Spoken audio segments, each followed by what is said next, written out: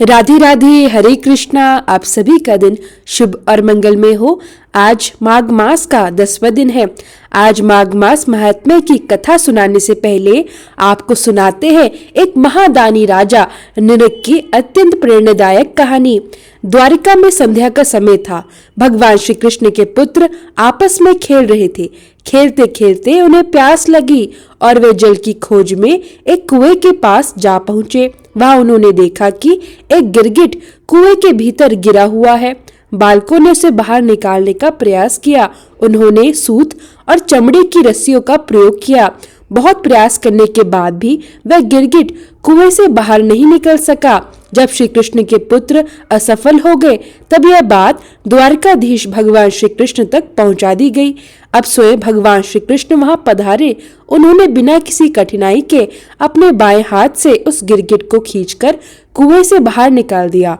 जैसे ही गिरगिट भगवान के पावन स्पर्श में आया, उसी क्षण एक अद्भुत और आश्चर्यजनक घटना घटी।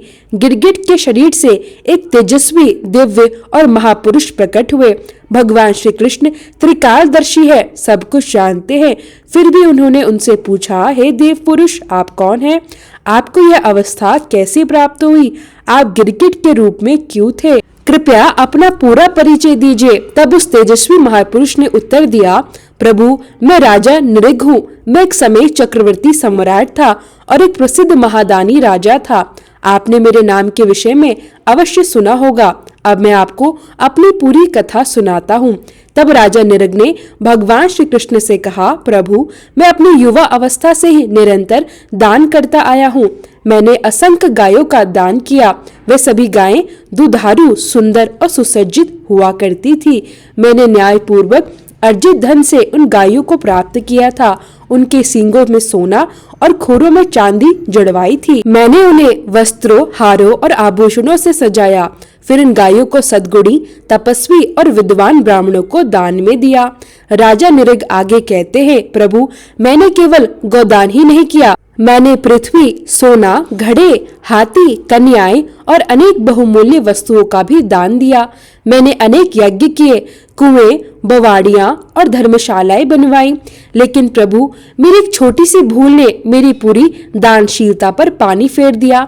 एक दिन भूलवश एक गाय मेरी गौशाला में आ गई। वह गाय एक ऐसे तपस्वी ब्राह्मण की थी जो कभी दान स्वीकार नहीं करता था। मेरी गौशाला के सेवकों ने उसे मेरी गाय समझ लिया और अनजाने में उस गाय को किसी अन्य ब्राह्मण को दान में दे दिया। जिस ब्राह्मण को वह गाय मिली, वह अत्यंत प्रसन्न होकर उसे लेकर जा रहा था। उसी समय वह तपस्वी ब्राह्मण वहां पहुंचा। उसने अपनी गाय को पहचान लिया और कहा, यह गाय मेरी है। अब दोनों ब्राह्मण मेरे पास आए और मुझसे न्याय की अपेक्षा करने लगे। राजा नृग बोले, प्रभु, मैंने दोनों को प्रसन्न करने का प्रयास किया। मैंने कहा कि मैं 1,00,000 गाय और दान में दे सकता हूँ, लेकिन दोनों में से कोई भी तैयार नहीं हुआ। जिस ब्राह्मण को गाय दान में मिली थी, वह उसे छोड़ने को तैयार ही नहीं था और तपस्वी ब्राह्मण अपने गाय को किसी भी स्थिति में छोड़ने के लिए तैयार नहीं था। इस प्रकार मैं गंभीर धर्म संकट में पड़ गया। मैंने दोनों से क्षमा मांगी और विनती की कि इस विवाद को समाप्त कर दे, परंतु कोई भी राजी नहीं हुआ। इसलिए इस समस्या का कोई समाधान नहीं निकल सका। जब मेरी मृत्यु हुई तब इसी छोटी सी भूल के कारण मुझे यमलोक में ले जाया गया। वह धर्मराज यम ने मुझसे पूछा, क्या तुम पहले अपने पाप का फल भोगना चाहते हो या पुण्य का? मैंने पहले पाप का फल भोगने का निर्णय किया और उसके परिणाम स्वरूप मुझे गिरगिट की योनि में जन्म लेना पड़ा। द्वारिका के इसी कुएं में मैं लंबे समय तक पड़ा रहा और भारी कष्ट भोगता रहा। राजा नृग आगे कहते हैं, प्रभु, आज आपके दर्शन और स्पर्श से मुझे इस गिरगिट के शरीर से मुक्ति मिली। मैं आपका दास हूँ। यह सब आपकी कृपा से ही संभव हुआ। इसके बाद राजा नृग ने भगवान श्री कृष्ण की स्तुति की, उनकी परिक्रमा की और साष्टांग प्रणाम किया। भगवान श्री कृष्ण ने राजा नृग को आशीर्वाद दिया। फिर राजा नृग दिव्य विमान में बैठकर देवलोक को प्रस्थान कर गए। यदि कोई इस विश्वास के साथ सुमेरु पर्वत के समान स्वर्ण का दान करे, रत्न, अन्न और भूमि का दान करे, अनेक तुला दान करे, प्रयाग जैसे तीर्थों में स्नान करे, काशी में ग्रहण के अवसर पर चित्त शुद्धि हेतु अनेक दान करे, शय्या दान करे, कन्या दान करे और कुरुक्षेत्र में शुभ पर्व पर गौदान करे, तो भी इन सभी पुण्य कर्मों के बावजूद वह अपने समस्त पापों से पूर्ण रूप से मुक्त नहीं हो पाता। लेकिन केवल एक बार यदि सच्चे हृदय से श्री कृष्ण का नाम का स्मरण कर लिया जाए तो त्रिलोक के समस्त पाप एक ही क्षण में नष्ट हो जाते हैं और जीव जन्म मरण के बंधन से मुक्त होकर परम पद को प्राप्त कर लेता है। महाराज नृग ने जीवन में असंख्य दान किए थे, परंतु केवल एक ही अपराध के कारण उन्हें गिरगिट के रूप में जन्म लेना पड़ा। यह कथा हमें सिखाती है कि कर्म का फल अटल होता है, लेकिन यदि कोई भगवान के नाम का जप करने वाला साधक हो तो उसके जीवन में चाहे हजारों अपराध क्यों न हो, उसकी ऐसी दुर्गति नहीं होती। और यदि उसे पुनः जन्म लेना भी पड़े तो वह अच्छे कुल और संस्कारवान परिवार में जन्म लेता है। ऐसा साधक बहुत शीघ्र भगवत प्राप्ति भी कर लेता है, क्योंकि भगवान का नाम अत्यंत शक्तिशाली होता है। इसलिए हमें अपने जीवन में अधिक से अधिक नाम जप करने का प्रयास करना चाहिए और भगवान की कथाओं को सुनकर उन्हें अपने जीवन में आत्मसात करने का भी प्रयास करना चाहिए। इसी संदेश के साथ आज की कथा यही समाप्त होती है। आपको यह कथा कैसी लगी यह हमें कमेंट बॉक्स में जरूर बताइए और यदि यह कथा अच्छी लगी हो तो वीडियो को लाइक अवश्य कीजिएगा। अब आइए सुनते हैं माघ मास महात्म्य की अगली पावन कथा।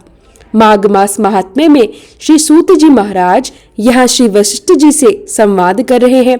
श्री सूत जी कहने लगे, पूर्व काल में त्रिशंकु नाम से प्रसिद्ध एक सूर्यवंशी राजा हुए। वह महर्षि वशिष्ठ के शिष्य थे और सदा यज्ञ याग और धार्मिक कर्मों में लगे रहते थे। राजा त्रिशंकु अपनी प्रजा का पालन अपने पुत्र की भांति करते थे। एक दिन रात्रि के समय सभा में बैठे हुए राजा ने बड़ी विनय और श्रद्धा के साथ महर्षि वशिष्ठ जी से कहा, प्रभु, अब मैं ऐसा यज्ञ करना चाहता हूँ जिसके द्वारा मैं इसी शरीर के साथ शीघ्र ही स्वर्ग लोक जा सकूं। यह सुनकर वशिष्ठ जी बोले, राजन, ऐसा कोई यज्ञ नहीं है जिससे मनुष्य इसी शरीर से स्वर्ग जा सके। स्वयं ब्रह्मा जी द्वारा बताए गए अग्निष्टोम आदि यज्ञ करने पर भी मनुष्य को दूसरे शरीर से ही स्वर्ग की प्राप्ति होती है। यह सुनकर राजा त्रिशंकु बोले, गुरुदेव, यदि आप मुझे ऐसा यज्ञ नहीं करा सकते तो मैं किसी दूसरे ब्राह्मण को आचार्य बनाकर उस यज्ञ का अनुष्ठान करूंगा और इसी शरीर के साथ स्वर्ग को जाऊंगा। राजा के ये वचन सुनकर महर्षि वशिष्ठ जी हंसते हुए बोले, हे पृथ्वीनाथ, आप जैसा चाहें वैसा यज्ञ कीजिए, मुझे इसमें कोई आपत्ति नहीं है। इसके बाद राजा त्रिशंकु महर्षि वशिष्ठ को प्रणाम करके उस स्थान पर गए जहां उनके 100 पुत्र रहते थे। राजा ने उनके सामने भी अपना वही उद्देश्य रखा, लेकिन गुरुपुत्रों ने भी ठीक वही उत्तर दिया जो उनके पिता वशिष्ठ जी ने दिया था। यह सुनकर राजा ने पुनः कहा, आपके पिता इस समय मुझे सशरीर स्वर्ग भेजने में असमर्थ हो गए हैं, इसलिए मैंने उन्हें छोड़ दिया है। अब वे मेरे पुरोहित नहीं रहे। यदि आप भी मुझसे वैसा यज्ञ नहीं करवाएंगे तो मैं आपको भी छोड़कर शीघ्र ही किसी दूसरे पुरोहित का वरण कर लूंगा। राजा के यह वचन सुनते ही सभी गुरुपुत्र कुपित हो गए। उन्होंने कठोर वाणी में कहा, पापी, तूने अपने हितैषी गुरु का त्याग किया है, इसलिए तू सभी लोगों द्वारा निंदित चांडाल बन जा। उनका यह वचन पूरा होते ही राजा त्रिशंकु उसी क्षण विकृत और विकराल शरीर धारण किए हुए चांडाल बन गए। अपने इस भयानक रूप को देखकर राजा को अत्यंत लज्जा और दुख हुआ। वे इधर उधर भटकने लगे और सोचने लगे, मैं अब क्या करूं, कहां जाऊं, किस उपाय से मुझे शांति मिले। क्या मैं जलती हुई आग में कूद जाऊं या विष खा लूं ताकि आज ही मेरा अंत हो जाए। वे सोचने लगे, इस घृणित शरीर के द्वारा मैं इन स्त्रियों को कैसे देखूंगा जिनके साथ मैंने पहले अपने दिव्य शरीर से क्रीड़ा की थी। इस प्रकार शोक और गलानी में डूबे हुए राजा त्रिशंकु रात्रि के समय अपने नगर में पहुंचे। वे राजद्वार पर ठहर गए और मंत्रियों सहित अपने पुत्र को बुलवाया। राजा ने दूर खड़े खड़े अपने श्राप की सारी कथा मंत्रियों और पुत्र को सुनाई। यह सुनते ही मंत्री और पुत्र शोक में डूब गए और रोने लगे। तब राजा ने मंत्रियों से कहा, यदि मेरे प्रति तुम्हारे हृदय में अविचल भक्ति भाव है तो अब मेरे पुत्र का मंत्र स्वीकार कर। मेरा बड़ा पुत्र हरिश्चंद्र मुझे अत्यंत प्रिय है, अतः शांतचित होकर इसी को शीघ्र ही मेरे स्थान पर राजा बना दो। मैं अब अपने संकल्प को पूरा करूंगा, या तो इसी प्रयत्न में अपने प्राण त्याग दूंगा या फिर सदैव के लिए स्वर्गलोक को प्राप्त करूंगा। इतना कहकर राजा त्रिशंकु वन की ओर चले गए और मंत्रियों ने उनके पुत्र हरिश्चंद्र को राज सिंहासन पर बिठा दिया। श्री सूत जी कहते हैं, उसके बाद त्रिशंकु ने यह निश्चय किया कि इस समय त्रिलोकी में विश्वामित्र मुनि को छोड़कर दूसरा कोई ऐसा नहीं है जो मुझे इस भयंकर दुख से बचा सके। मन में ऐसा विचार कर उन्होंने कुरुक्षेत्र को प्रस्थान कर लिया। वहां पहुंचकर वे विश्वामित्र के आश्रम को ढूंढने लगे। इतने में ही दूर से उन्हें काले धुएं का एक पुंज दिखाई दिया और जल का स्पर्श करके आती हुई शीतल हवा ने उनकी सारी थकावट दूर कर दी। इससे उन्होंने जलाशय और आश्रम का अनुमान लगाया और वे जल्दी जल्दी आगे बढ़ने लगे। थोड़ी ही देर में नदी के तट पर एक अत्यंत मनोहर आश्रम दिखाई दिया जो चारों ओर से फूले फले वृक्षों द्वारा घिरा हुआ था। वह नेवले सर्पों के साथ, उल्लू कौओं के साथ, बिलाव चूहों के साथ और नाना प्रकार के मृग आपस में खेल रहे थे। उसी आश्रम में पहुंचकर त्रिशंकु ने तपस्या के निधान महर्षि विश्वामित्र मुनि को देखा। उनका दर्शन करके त्रिशंकु दूर खड़े हो गए। अपने नाम का परिचय देते हुए उन्होंने मुनि को साष्टांग प्रणाम किया और विनय पूर्वक कहा, हे विप्र, मैं श्राप से मुक्त होने के लिए संपूर्ण जगत के मित्र महर्षि विश्वामित्र की शरण में आया हूँ। यह सुनकर विश्वामित्र जी कहने लगे, हे राजन, तुम तो वशिष्ठ जी के यजमान हो। वशिष्ठ जी अथवा उनके पुत्रों को ही तुम्हारा यज्ञ कराना चाहिए। फिर उन्होंने तुम्हें श्राप क्यों दिया? क्या तुमने उनका कोई अपराध किया था? तब त्रिशंकु कहने लगे, हे मुने, मैंने वशिष्ठ जी से ऐसे यज्ञ के लिए प्रार्थना की थी जिसके द्वारा मैं इसी शरीर से स्वर्गलोक जा सकूं। मेरी प्रार्थना सुनकर वशिष्ठ जी ने उत्तर दिया, राजन, ऐसा कोई यज्ञ नहीं है जिससे देहांत ग्रहण किए बिना इसी शरीर से स्वर्गलोक में जाया जा सके। इस पर मैंने उनसे कह दिया कि यदि आप किसी उत्तम यज्ञ के प्रभाव से मुझे इसी शरीर के साथ स्वर्गलोक नहीं पहुंचा सकते तो मैं आज ही अपने इस उद्देश्य की सिद्धि के लिए किसी अन्य ब्राह्मण को अपना पुरोहित बना लूंगा। मेरा यह विचार जानकर उन्होंने कहा, जिससे तुम्हारा भला हो वही करो। तब मैं उनके पुत्रों के पास गया और वशिष्ठ जी के साथ हुई सारी बातें उन्हें कह सुनाई। इस पर उन सभी ने मुझे श्राप देकर चांडाल की दशा में पहुंचा दिया। हे मुनीश्वर, तब मैंने मन ही मन आपको स्मरण किया और बहुत दूर से बड़ी भारी आशा लेकर आपके पास यहाँ कुरुक्षेत्र में आया हूँ। हे मुने, आपके लिए त्रिलोकी में कुछ भी असाध्य नहीं है, इसलिए आप मुझ दुखी के दुख निवारण का कोई उपाय अवश्य कीजिए। राजा त्रिशंकु की यह बात सुनकर विश्वामित्र जी कहने लगे, राजन, मैं तुम्हारे लिए वैसा यज्ञ कराऊंगा जिससे क्षण भर में तुम स्वर्गलोक चले जाओगे। आओ मेरे साथ तीर्थ यात्रा के लिए चलो, जिससे तुम मलिनता से मुक्त होकर यज्ञ करने के योग्य हो जाओ। ऐसा कहकर विश्वामित्र जी ने त्रिशंकु को अपने पीछे पीछे आने का आदेश दिया और वे तीर्थ यात्रा के लिए चल पड़े। उन महात्मा के साथ तीर्थों में विचरण करते हुए त्रिशंकु का बहुत सारा समय बीत गया, किंतु वे पाप और मलिनता से मुक्ति नहीं पा सके। क्रमशः यात्रा करते करते वे दोनों अबुर्दाचल अर्थात आबू पर्वत के समीप पहुँचे। उस पर्वत पर चढ़कर उन्होंने पापनाशक अचलेश्वर का दर्शन किया। मंदिर से निकलने पर वहीं मुनिश्रेष्ठ मार्कंडेय जी से भी उनकी भेंट हो गई। विश्वामित्र जी को देखकर मार्कंडेय जी ने पूछा, हे मुनीश्वर, इस समय आप कहाँ से आ रहे हैं और आपके पीछे ये कौन दिखाई देता है? तब विश्वामित्र जी बोले, मुने, ये राजाओं में श्रेष्ठ त्रिशंकु है। वशिष्ठ जी के पुत्रों ने क्रोधवश इन्हें चांडाल की अवस्था में पहुंचा दिया है।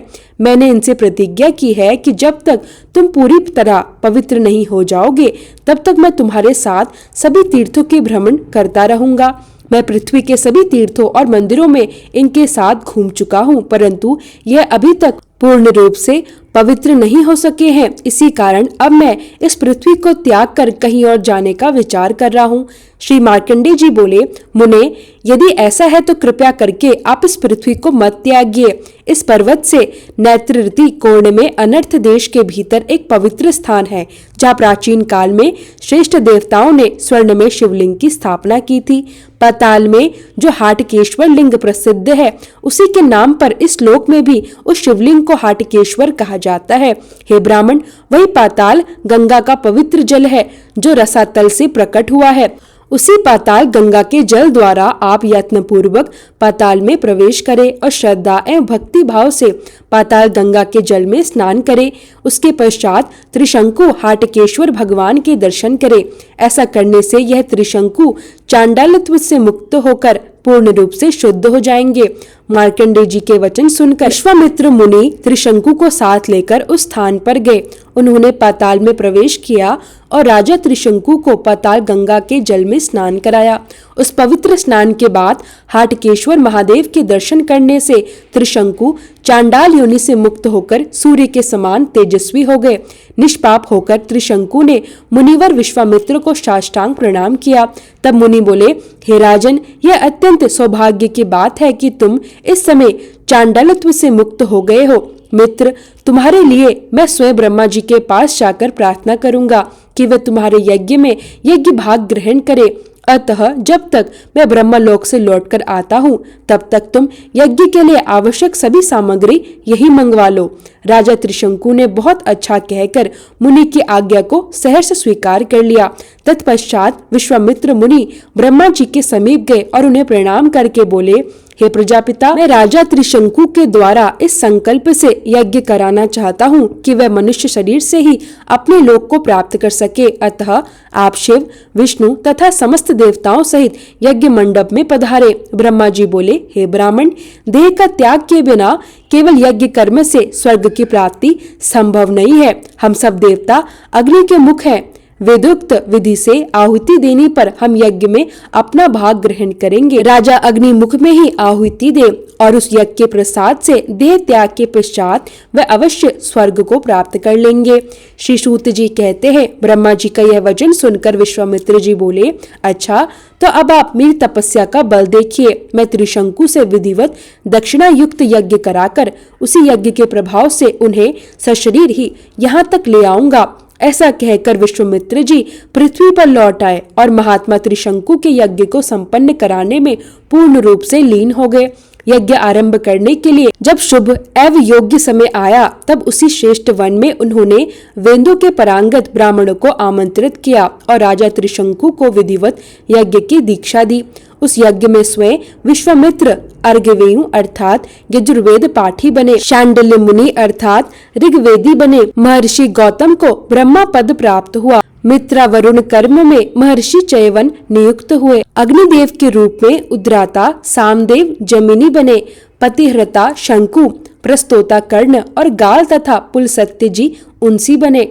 मुनीश्वर गर्ग होता हुए अत्रि नेष्टा बने और भृगु जी अच्छा वाक नियुक्त किए गए। श्रद्धालु त्रिशंकु ने इन सभी को ऋतुज बनाकर उनका वर्ण किया और स्वयं बाल कटवाकर मृग चर्म धारण कर लिया।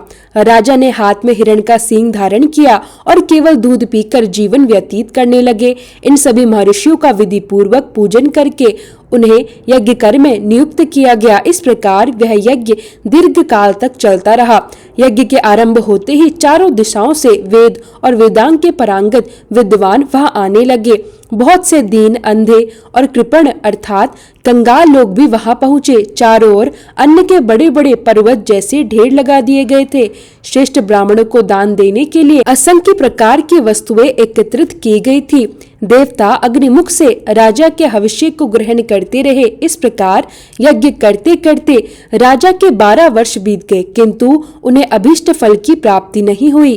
फिर उन्होंने यज्ञ की पूर्ण आहुति की और ऋतुज्व को यथा योग्य दक्षिणा देकर तृप्त किया। ब्राह्मणों को विदा करने के बाद राजा त्रिशंकु वहां आए और अन्य संबंधियों तथा मित्रों को भी विदा कर दिया। इसके बाद राजा त्रिशंकु विश्वामित्र से कहने लगे, हे ब्राह्मण, आपके प्रसाद से मुझे दुर्लभ फल की प्राप्ति हुई। मेरी चांडालता भी नष्ट हो गई, परंतु इसी शरीर से स्वर्गलोक नहीं मिला। केवल यही एक दुख मेरे हृदय में कांटे की तरह चुभ रहा है। मुने, अब वशिष्ठ जी के पुत्र यह सब बात सुनकर मेरा उपहास करेंगे, इसलिए अब मैं वन में रहकर तपस्या करूंगा, राज्य नहीं करूंगा। राजा त्रिशंकु की यह बात सुनकर विश्वामित्र जी बोले, राजन दुख मत करो, मैं तुम्हें इसी शरीर से स्वर्ग लोक में भेजूंगा। ऐसा कहकर विश्वामित्र जी ने चंद्रशेखर भगवान शंकर का ध्यान किया और इस प्रकार उनकी स्तुति करने लगे। हे अच्युत महादेव, आपकी जय हो। हे पार्वती वल्लभ, आपकी जय हो। हे कृष्ण जगन्नाथ, कृष्ण जगत गुरु, आपकी जय हो। हे अच्युत अमेय अनंत अच्युत, आपकी जय हो। हे प्रभु, हे शिव, आपकी जय हो। सर्व पापों का नाश करने वाले आप ही हैं। आप ही धाता विधाता कर्ता और रक्षक है। देवेश, चार प्रकार के प्राणियों का कल्याण करने वाले भी आप ही हैं। जैसे तिल में तेल और दही में घी व्याप्त रहता है, उसी प्रकार समस्त संसार आपसे ही व्याप्त है। आप ही ब्रह्मा है, आप ही विष्णु है, आप ही इंद्र है और आप ही अग्नि है, आप ही वटक है, आप ही यज्ञ है और आप ही सूर्य है। अथवा बहुत कहने या अधिक स्तुति करने की क्या आवश्यकता है। प्रभु, मैं आपकी वेद वर्णित विभूति को बहुत संक्षेप में कह रहा हूँ। भगवान, तीनों लोकों में चर और अचर जो भी कुछ दिखाई देता है उन सब में आप ही व्याप्त हैं। ठीक उसी प्रकार जैसे काष्ठ अर्थात लकड़ी में अग्नि व्याप्त रहती है। श्री शंकर भगवान बोले, हे मुने, मैं तुम पर अत्यंत प्रसन्न हूँ, तुम कोई वर मांगो। तब भगवान शंकर से विश्वामित्र जी कहने लगे, हे महेश्वर, आपकी कृपा से मुझ में संसार की सृष्टि करने का सामर्थ्य हो जाए। तथास्तु, ऐसा कहकर भगवान शिव अंतर्ध्यान हो गए। अर्थात जिस प्रकार ब्रह्मा जी को सृष्टि करने का अधिकार प्राप्त था, उसी प्रकार का आशीर्वाद विश्वामित्र जी को भी प्राप्त हो गया। अब विश्वामित्र जी वहां स्थित होकर ध्यान पूर्वक चार प्रकार की सृष्टि करने लगे। इस प्रकार जल में प्रवेश करके सृष्टि का चिंतन करने वाले विश्वामित्र जी ने जिन जिन वस्तुओं की सृष्टि की, वह सब आज भी दिखाई देती है। उन्होंने समस्त देवगण, नक्षत्र, ग्रह, मनुष्य, नाग, राक्षस, वृक्ष, लता, सप्तऋषि और धूम्र आदि की रचना की और उन सबको उनके उनके कर्तव्य कर्मों में नियुक्त कर दिया। तब आकाश में एक ही साथ 2 सूर्य और 2 चंद्रमा उदित हो गए। अन्य ग्रह भी 2 गुने उत्पन्न हो गए। सप्त ऋषियों सहित संपूर्ण नक्षत्र भी दुगने दिखाई देने लगे। इस प्रकार आकाश में सभी ग्रह और नक्षत्र द्विगुण होकर एक दूसरे से स्पर्धा करने लगे और लोगों के मन में भ्रम उत्पन्न होने लगा। कारण यह था कि एक सृष्टि ब्रह्मा जी द्वारा रचित थी और दूसरी सृष्टि विश्वामित्र जी द्वारा। यह देखकर इंद्र सभी देवताओं के साथ ब्रह्मा जी के पास गए और प्रणाम करके बोले, हे सुरेश्वर, इस समय विश्वामित्र जी ने नई सृष्टि की रचना प्रारंभ कर दी है, इसलिए जब तक यह सृष्टि संपूर्ण विश्व में व्याप्त ना हो जाए तब तक आप स्वयं जाकर उन्हें रोकिए। तब ब्रह्मा जी मुनिवर विश्वामित्र जी के पास गए और बोले, हे ब्रह्मा ऋषि, तुम मेरे कहने से सृष्टि रचना का कार्य अब बंद करो। यह सुनकर विश्वामित्र जी बोले, यदि राजा त्रिशंकु इसी शरीर से अपने लोक में चले जाएं, तो मैं नई सृष्टि नहीं करूंगा। यह सुनकर ब्रह्मा जी बोले, हे मुनीश्वर, मुझे स्वीकार है। यह राजा त्रिशंकु इसी शरीर से मेरे साथ स्वर्ग लोक में जाएंगे। तुम सृष्टि रचना से मुक्त हो जाओ। ऐसा कहकर ब्रह्मा जी राजा त्रिशंकु को साथ लेकर चले गए और महर्षि विश्वामित्र जी हर्ष से भरकर वहीं विराजमान रहे। हरे कृष्णा। आज का अध्याय यही समाप्त हुआ। उम्मीद है यह कथा आपको अवश्य पसंद आई होगी।